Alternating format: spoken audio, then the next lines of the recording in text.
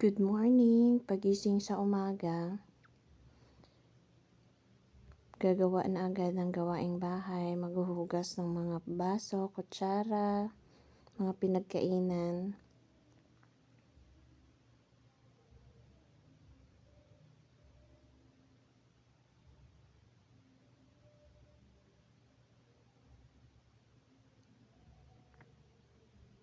Magluluto na din. Kailangan magluto ng almusal. Ayan, nagsasaing.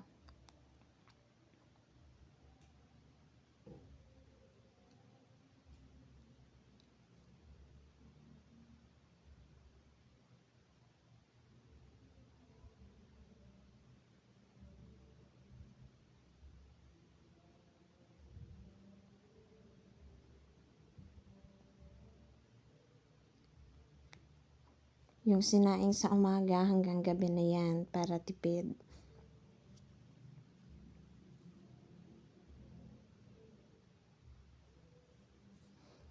I-prepare na din yung anak ko sa pagpasok sa school. Ang hirap talaga maging super nanay.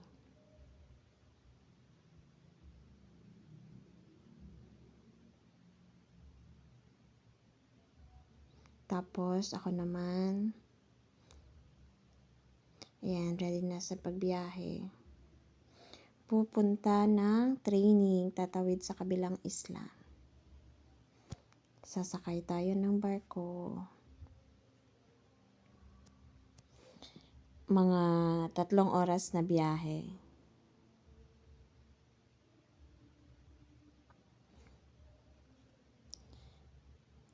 So, yung mahirap na part sa pagiging super nanay ay yung pag gising mo sa umaga, magre-ready ka, magtatrabaho ng gawaing bahay, tapos magluluto,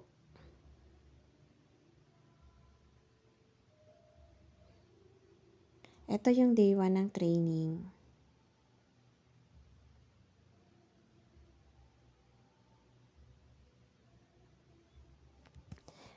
Isa din to sa nahihirapan ko kasi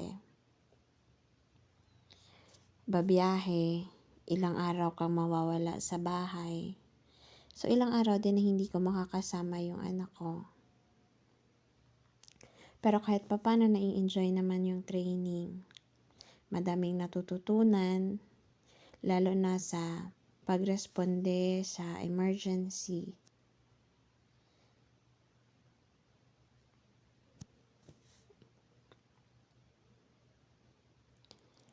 Sa pagiging nanay, pagpasok sa office, then sa dami ng ginagawa, parang hindi ko alam kung paano ko napagkakasya sa maghapon or sa 8 hours yung mga gawain. Papasok sa office, then pagbalik naman from office, trabaho ulit sa loob ng bahay. So, mahirap.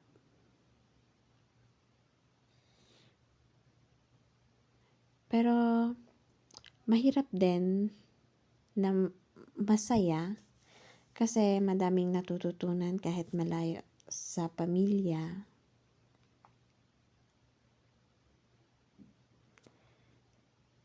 Kaya, ini-enjoy na lang.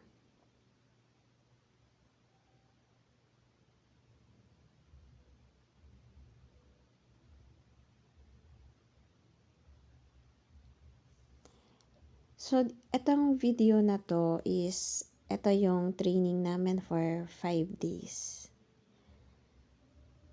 Kaya, medyo madaming activity.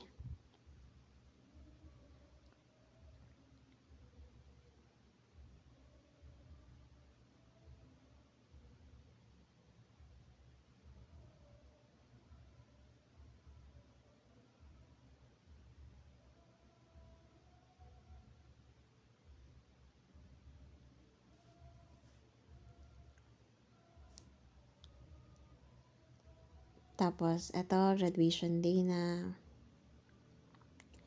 mas lalong happy.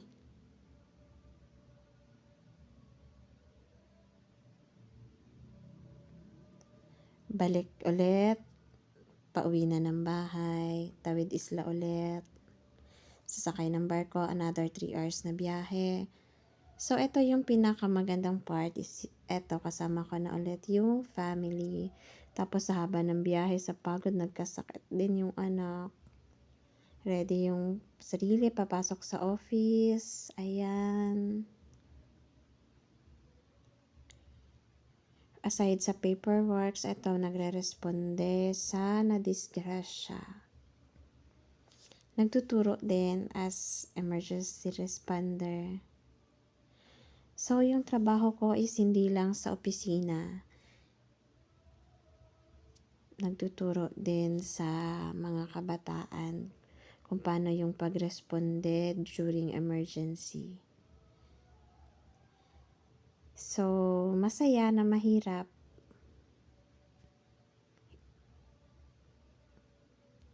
Mahirap maging emergency responder. Mahirap din maging nanay. Pero, masaya. Super nanay. Best part is yung kasama ko yung 2 anak ko. Aside sa pagiging emergency responder, nag-tour guide din as extra income. So, yan. Ang hirap, parang hindi ko alam kung paano ko nagagawa. Pagkasyahin yung oras ko, pero magic kasi nagagawa ko pa rin.